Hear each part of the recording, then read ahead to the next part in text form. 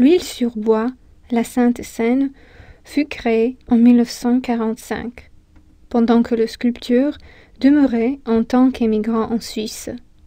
C'est aussi la période quand ces reliefs du cycle La vie du Christ ont vu la lumière du jour.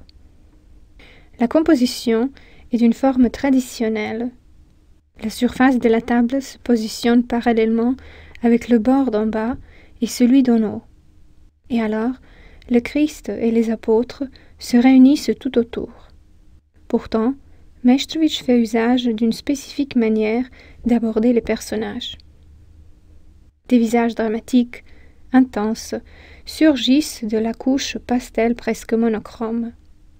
Leurs traits évoquent le grotesque d'une façon semblable de celle du film muet.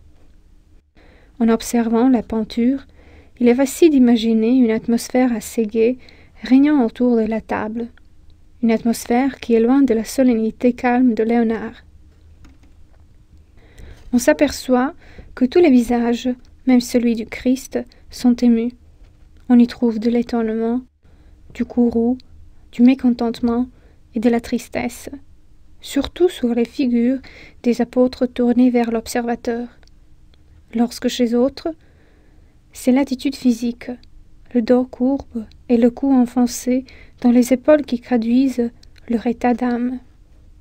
Le plus jeune, Jean, s'est même jeté dans les bras du Christ, tandis que le Fils de Dieu calme ses amis de son maintien posé et de son caractère grave.